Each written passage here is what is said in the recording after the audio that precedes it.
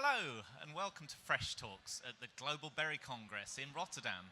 I'm Michael Barker from Fruitnet Media, and I'm delighted to say that I'm welcomed today by Shannon Boase, Shannon, Director of New Market Development at CKF in Canada. Now, you've done some really interesting work in developing new environmentally friendly packaging and recyclable packaging, such as the Earthcycle line. Please tell us a bit about that.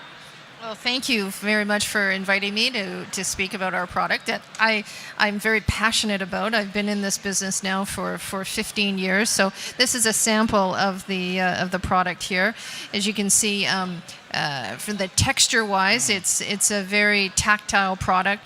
The view and it's an immediate connection to the consumer. They understand that it is an environmentally responsible package.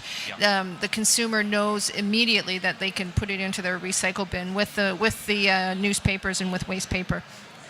But what's more is that we've gone forward and we have certified European home compostability standard for it. Okay. And it's also FSC certified. So we use FSC certified wood pulp. It's a blend of virgin and recycled. So post-industrial, pre-consumer recycled material in there.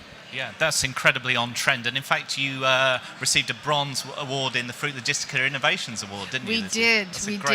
We were just so lucky and so blessed with that. And we learned that we were the first company to be even nominated outside of Europe, and certainly the first company in North America to ever win an award there. So we were very happy.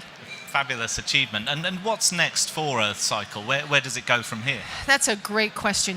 We have, we've been working for the last year very, very closely with retailers and their supply chain to qualify the product, to further commercialize it. And the depth of inquiry has been really quite astounding, and it's really helped make the product even better. So we've been able to maximize the shelf life.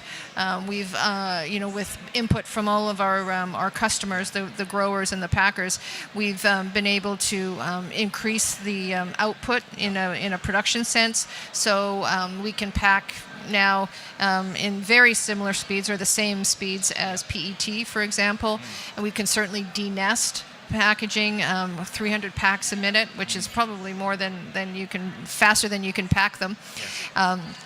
And then plus just the designs, we've made it easier for the supply chain to adopt our packaging, so they're not having to invest in new cutting tools for a Pro Seal or a Top Seal machine. We've done our designs in such a way that it's easy for the supply chain to, what we say, plug and play. And which products is it particularly suitable for? Obviously, we're here at the Berry Congress, but is it applicable to a wider range of fresh produce than that? It is, and you'll see us in Europe. You'll see us launching with soft fruit, with strawberries, blueberries, raspberries, but very quickly behind there, you'll find tomatoes. We are commercialized with the Top Seal program in North America with tomatoes, and you'll be seeing that in Europe as well. But also mushrooms. We've done a lot of work with mushrooms, and this is where we have found the greatest impact on shelf life in terms of shelf life extension. We've worked with mushroom growers, and they've confirmed that it's, we can, using our packaging with a Top Seal for mushrooms, you can extend it by shelf life by 20%. And that's quite remarkable, really, isn't it? Because I suppose traditionally the problem with switching to more recyclable punnets and so on is that there is a shelf life payoff. So it's very difficult the performance, to do. How do you square that circle, as it were? What is it about? Well, what it is about our packaging, for example, with mushrooms, is that it wicks away that moisture. With other materials, the moisture that comes from the mushroom will pool at the bottom and will impact degradation or speed up the degradation of the product. Whereas our material, takes that away. It keeps a moist pack environment, but it takes away the excess moisture, which is very good for it. And this is an incredibly on-trend product, isn't it? I mean, in the UK, for example, Sir David Attenborough's famous documentary on The Blue Planet, which looked at the impact of plastic on oceans, has driven a huge change in consumer desire to get plastic out of the grocery supply chain. That's happened in a relatively short space of time.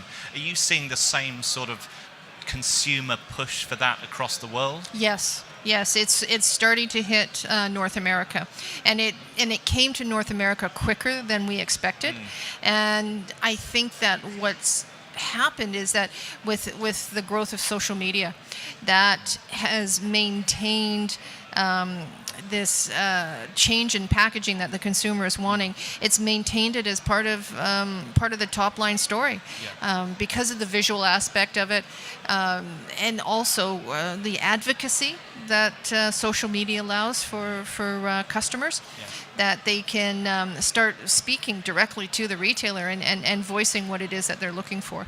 Conversely, do you feel that there's some sort of almost an education job to be done to consumers about A, the kind of new packaging formats that are available, and B, the fact that in some cases packaging is needed? People don't always understand why things can't be sold loose and just think that you can get rid of all packaging, but it's not necessarily as simple as that, is it? Correct. It can be a very, very complex message. In many cases, the consumer is very emotive, and as I started the interview with, the touch and the feel of our product sometimes is enough for the consumer to know, and it gives them an emotional connection. But there's other consumers that really want to dig down and understand the sustainability story of it. And so we've had carbon footprint analysis done, all of our investment in our certifications as well, just to be able to speak to many different levels and many different stories that the consumer is requiring. When you spoke earlier today, you mentioned the synergies with the organic sector, and I suppose there are some fairly obvious ones. Tell us a bit about how you see that. Well, it's been documented and proven through many different market research studies that there is a consistency of message between the organic shopper and an environmentally responsible package. The organic shopper tends to be more aware of the environment and understand that link between what we put into the ground comes back to us. And so there's a more of a desire for the organic customer. I think retailers also, they like the organic customer coming into their stores because they tend to be a little bit more, they have a higher disposable income, and they're very loyal. So there's it's and I hate this term, but it's a win-win for everyone, because the retailer likes to attract the organic shopper as well as providing a package that the organic consumer likes. Is there any kind of payoff in terms of price? Obviously, these sort of packages are really desirable to have, but does it cost more? Does it mean people have to be prepared to pay a bit more? It is a premium. It is a premium product. I mean, you have to understand, what we're looking at or comparing to in terms of packaging material has been around since the 50s. Yeah. It has massive economies of scale. Yeah. So yes, there is a bit of a premium. But on the other hand, we have customers that have launched their organic products in our material, and they have seen a 20% increase in sales. Wow, that's incredible. I mean, that's the ultimate answer to that question. Yes. And what other challenges do you face in terms of rolling out this kind of packaging or producing it in the first place? I think the challenge, that's a great question. It's just about change. I've always said I don't sell packaging, I sell change. Yeah.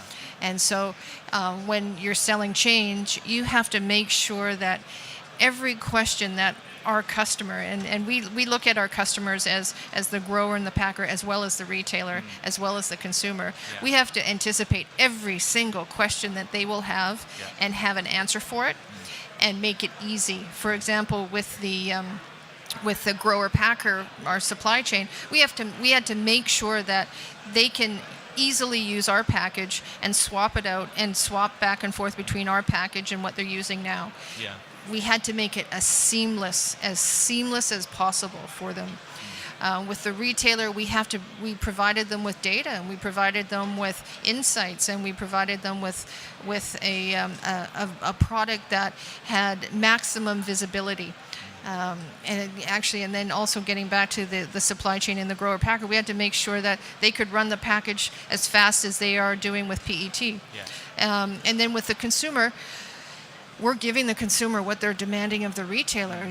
They're wanting less plastic, and we're providing that.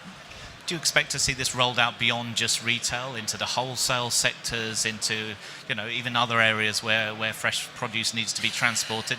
What areas that aren't perhaps so visible to the public eye, but also need to be thinking about? That's a great question. We have there's a couple of customers that we're working with in North America that sell into the restaurant chain. And so it's what they're using. So it's a bigger punnet. They'll get strawberries, for example, and because a lot of the industrial or consumer or the industrial segment in North America, they do green bin programs, and there's home composting and there's composting, and they have a supply chain that comes and picks that up. Yeah. So what they do is then they use the punnet to capture all of the green waste. Yeah. And then put it into the bin, and then it's taken off. So there's it's kind of a it's the package is serving a dual purpose, transporting the goods in and then helping it take it out too. And just finally, away from purely your products, are there other interesting developments in terms of packaging technologies that you're seeing coming through that you could see becoming a bigger factor in future? Other packaging, I must admit, I am totally focused on sustainable packaging, and I look to that. I would say that there's maybe some innovation around films. I know that there's a couple of home compostable top sealable films out there now. There's also reseal. There's a few suppliers that have created a reseal for a molded pulp product, and we'd like to see more of that see that more commercial. Yeah. Well, it's fascinating stuff, and I think we'll all be seeing much more of these in our stores around the world in the years to come. Shannon Boase, thank you so much for your time. Thank you very much. Thank you. Do join us again during the course of this afternoon for more conversations here at the Fresh Talks Hub.